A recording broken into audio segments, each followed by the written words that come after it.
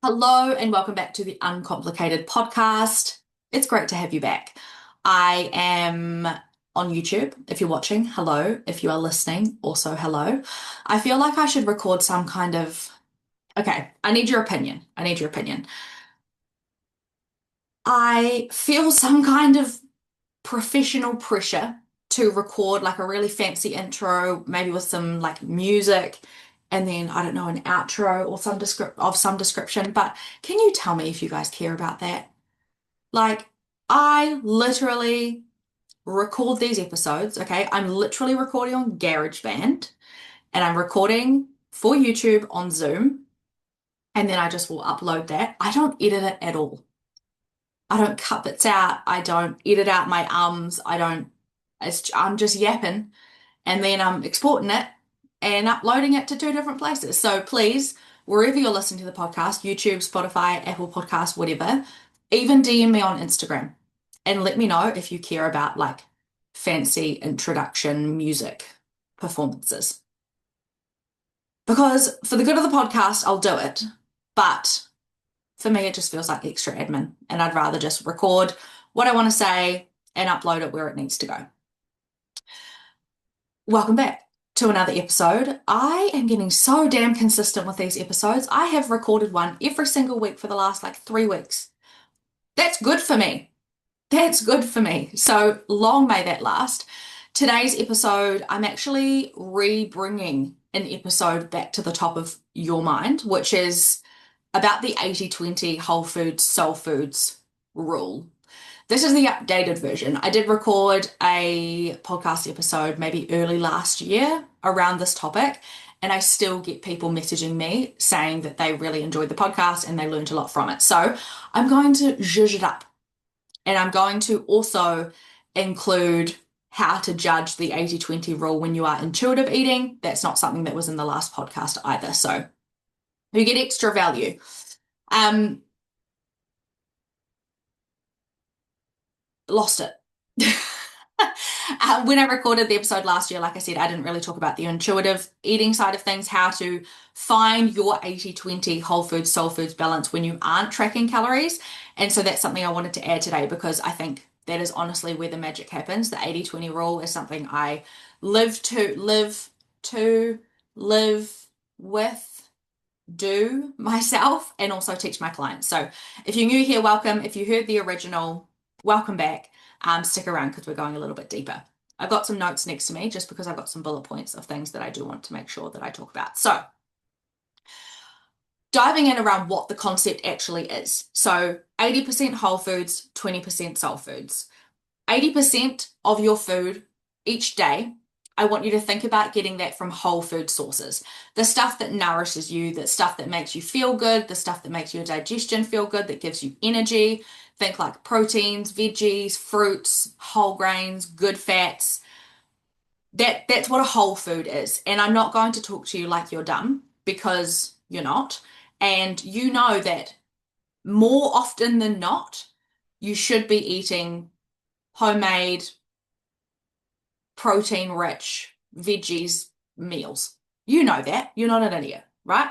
But what we often forget, especially if we're on some kind of weight loss, fat loss journey, is the soul food. For some reason, I actually made a TikTok about this yesterday. For some reason, as women, and I can only speak for women because I only coach women, when we start our weight loss, health and fitness journey, for some reason, we always go to cutting out soul foods and carbohydrates. That's got to end here. Okay, that those rules they die in more like 2004, but they're dying now. So when I'm talking about 20% soul foods, that's the stuff that you actually like to eat. That's the foods that light your soul up. It could be pizza, chocolate, ice cream, lollies, chips, pastries, whatever food brings you joy, whatever food that makes life worth living is your soul foods. And I want you to allocate 20% of your total daily intake towards those. And this, especially from a intuitive eating lens, this is not about maths. This is not about, okay, well, I probably had X amount of calories, which means X amount need to be for soul foods. It's not about that. It's just about awareness. Making sure that most of the time you're eating nutrient dense, whole foods that fill you up and make you feel energized and great about your life.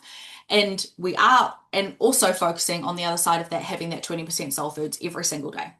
Okay. So I'm going to talk a little bit about how this works when you're eating intuitively and you don't have an 80%, 20% number.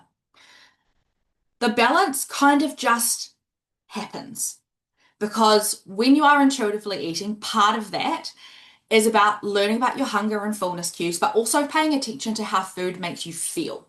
How does it feel in your body? Do you feel energized after eating? Do you feel satisfied after eating? Do you feel, did I say energized?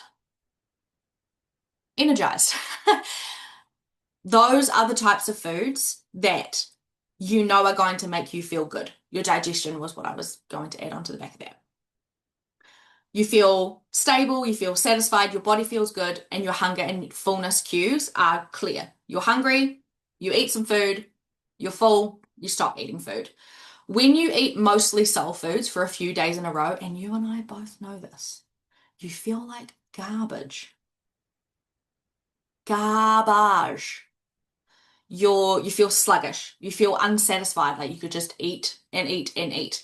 You feel chaotic, you feel out of control. Let me just, I love my husband so much, but I'm just going to put you on do not disturb. Thank you, darling. Um, your body feels off. It feels like you are craving nourishment, but maybe for some reason, for whatever reason it is, you haven't given it. You just feel yuck, right? So the balance happens naturally when you're actually listening to what your body is asking you instead of overriding it with a calorie target. Like I have to make sure I eat 125 grams of protein. And if that means I need to sacrifice my dinner, not your dinner, my after dinner ice cream, then I have to hit that protein goal. And like, yeah, aiming for a high protein and making sure you're eating a high protein diet is important, but making sure that you eat soul foods every day is just as important. You don't need an app to tell you that you feel better when you eat both whole and soul foods. Your body will tell you, but only if you're paying attention. The permission piece and the really important thing that I want you to take away from this is soul foods are not cheat foods. They're not bad foods. They're not junk foods. They're not naughty. They are just food. They're a part of the plan, in fact. When you stop restricting them, you stop binging on them. You know that saying of like, don't think about the yellow cat. I was trying to think of something other than pink elephant. Don't think about the yellow cat. Well, of course you're going to start thinking about a yellow cat and obsess over the fact that you haven't seen a yellow cat. It's the same with foods. They, especially the soul foods, they get put on this pedestal because for so long you've called them bad. You've like, there's a character judgment after you consume those foods. You feel guilty about it. You feel like you're destined to fail and you're doomed and all of those things. There's an emotional response to those foods because of the way you've thought of them for a long time.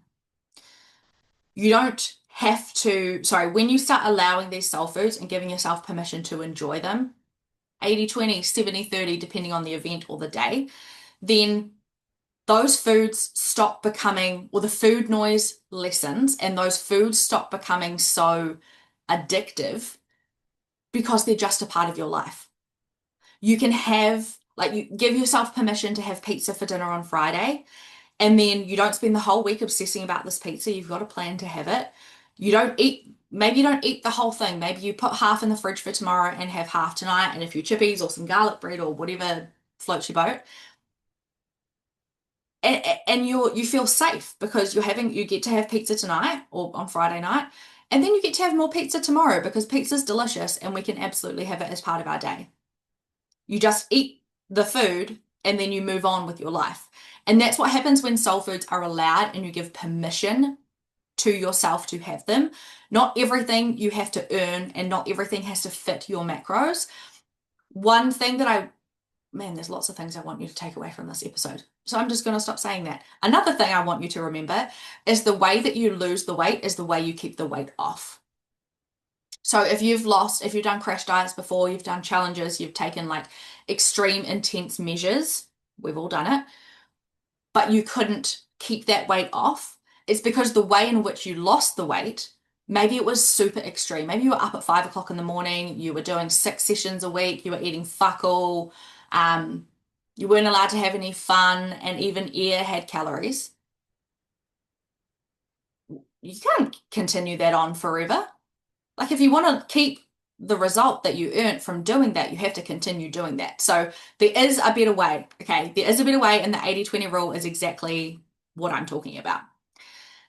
The 80/20 rule allows for flexibility. It allows for real life, and it's sustainable because you're not like white knuckling. Like you're not holding on to this bar to like keep your head above water to avoid the foods that you love. You're like allowing them in. You're chill about it. You're like, yeah, cool. I want some chocolate. I want some ice cream. What soul foods do I want to have today? I'm really craving a Korean hot dog. Great, babe, have one. And then you're not going to think about it tomorrow and the next day and the next day and then binge on three hot dogs, crispy chicken, McDonald's, Burger King, and Indian on the same day because you didn't allow yourself to have one Korean hot dog on Tuesday. The natural balance comes when, again, you learn what different foods feel like in your body, but also when you take foods off that pedestal, they become less, I said addictive before, and I stand by that, but they become, you ruminate on them less. You think about them less. They take up less brain space because they're a safe food. You have permission to eat them. That food is not disappearing. If there's like pizza, fish and chips, and Indian on the table, you're not going to eat all three. Well, you could have a little bit of all three. But like if you chose to have pizza, you can have Indian next week. Indian's not going out of business. Like you can still have those foods. And the more you allow this 80/20 rule into your life, the more you start to take the pressure off the food decisions as well. Because that decision fatigue, like when you're trying you're making all these micro decisions in your life down to like, am I going to take this gap in traffic? Am I going to put my socks on first or my shoes or am I a sock shoe girl? Like there are so many decisions that you're making throughout the day. So let's try and remove some of the pressure by making you fight against a craving for a particular soul food. Does that make sense? You'll start to naturally gravitate towards those whole foods because they make you feel good. And then you have regular amounts of soul food because it tastes good and and it brings you joy, which is perfect. It's not it's not a rule. Like I'm calling it the 80/20 rule, but it's not meant in the way of like super like blah. It's not meant in the way of being super specific, like must be 80%, must be 20%. It's just a concept for you to see that soul food should be a part of your day. And you'll be surprised what happens when you stop trying to fight all those cravings and fight all that noise and start working with them and like allowing them in. I'm interested, I'm interested to know if you're doing this or if you've done this in the past, what effect it had on the food noise that you have. Because for me, as a recovering binge eater, this is perfect. Like I have eaten an ice cream after dinner every single night for the last 4 years, maybe. I just buy them in packs in the groceries, like the 4 packs, the 5 packs, whatever, of whatever ice cream I feel like. And it changes. Right now, my favorite is the Carpety Vanilla Fudge Brownie ice cream. Amazing. I went through a caramel magnum phase where that's all I wanted for like 6 months. I can have that every single day. I know I have an ice cream to look forward to. I know I've got some chocolate at some point during the day when I feel like it. And those are the soul foods that I love. And that's what I want to incorporate into my day. I'm definitely a sweet tooth. Could take or leave pastries, could take or leave chips, crackers and cheese, like meh, chocolate and ice cream all the way.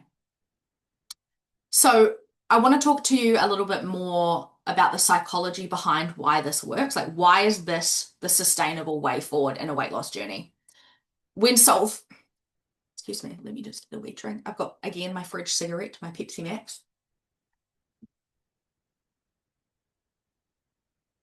Doing a lot of talking already. When you allow soul foods into your life, they lose their power. When you're not restricting them, you don't binge on them. When pizza is always an option, You don't feel like you have to eat the whole thing. And you don't feel like you have to start fresh the next week either. When chocolate is in your house, you can have it whenever you want. Have two pieces in the morning, two pieces in the afternoon, two pieces after dinner. If that's what works well for you, great. Have it when you want. You don't obsess over it. It's just food. And that's the whole thing. Sustainable weight loss is not at all about removing soul foods. It's about including them in a way that doesn't feel chaotic or feel like you're losing control or feel like you've entered the fuck it mentality. The way you do that is by giving yourself permission to eat these foods and to enjoy these foods. I know that been in previous like binge cycles where I've been like, okay, well, if I've already eaten three chocolate bars, I'm really exposing myself here. If I've already eaten three chocolate bars and half a can of Pringles and a microwave pizza, I may as well just finish the other binge foods that I bought because I fucked it up today already. And I'm never going to be, I'm not going to be able to touch these foods again. So I might as well make the most of it. That is the dangerous mindset. That is the dangerous mindset. You don't earn your soul foods. You don't fit them into your macros. You just decide that they're allowed. And so what I want you to take away from this is stop calling things, food, bad or a cheat meal or junk food, because then there's a negative connotation with those words. It's subconsciously to you, those foods are bad. It means X about your ability to achieve your weight loss goals. It means X about your character. It means X about how you show up in the world. It doesn't. Guilt creates binging behavior. So when you stop guilting yourself for eating foods that are a very normal part of life, your guilt's going to reduce off the back of that. Soul foods are valid, soul foods are necessary, and they're actually a part of a really healthy relationship with food. You're not failing when you eat them. You're being a human, and you're allowed to be a human. Okay. And if you're trying to lose weight in a way that completely removes the foods that you love, you're going to burn out on whatever diet or challenge you're doing. You're going to binge, you're going to quit, and then you're going to spend 3 weeks, 3 years feeling sorry for yourself that you failed or that you quit again or you couldn't keep up with it. You didn't have the willpower, you didn't have a strong enough why, whatever it is. When in actual fact, it was just the way you were going about it. So I want you to include those soul foods on purpose without guilt, because that's exactly how this journey is sustainable. And then if you are a tracking gal, no hate to you. You do you. I coach clients who still track their calories. Some do, some don't. So when we're talking about tracking calories and the 80-20 rule, it's actually very simple. 80% if your calorie target is 2,500, great. 80% is X amount of calories, 20% soul foods would be 500 calories. So you've got 2,000 calories of whole foods, 500 calories of soul foods. That math is not my strong suit. So like just how that in context translates over to you. The thing about whole foods versus soul foods is breaking it down to its most basic form. And like I said this in the beginning, and I'm going to circle back. You know in your logical mind that you should probably eat more chicken sandwiches than you do Big Macs. Okay? You're not an idiot. You know what you're doing. So what I want you to do is take that concept and just apply it. I know that having takeaways a couple of times a week is fine because 80-20 over the week, right? Maybe you want to go out for dinner with your friends or you want to go on a date night or whatever. The other two meals and your snacks, make them really nutritious, make them really healthy, make them really delicious, make them higher protein, lots of fiber. And so when you do go out for your date night or you're out with the girls or whatever, be flexible. You've already put the work in during the day to have the nutrients, to have the nutritious value, the whole foods, the micronutrients, the macronutrients. You've fueled your body really well. You can be flexible. And that is how you keep your progress. That is how, that is how you achieve weight loss, whatever the goal is, and that's how you keep it off. You just got to chill about the food. Okay, I know, and I don't mean just chill with the food. Like, I know as a recovering binge eater, food noise and emotional eating and coping strategies and all of those things come under it. But when you're making decisions in your conscious, logical mind, 80% whole foods, 20% soul foods. All right, the last thing is if you're listening to this and you're thinking, like, yeah, I want to do this, this sounds awesome, I want to try, but I'm scared because what if I lose weight and then gain it back? Or what if I don't lose any weight at all? What if I don't succeed? What if I fear? What if I fail? I need you to know that that fear is so valid.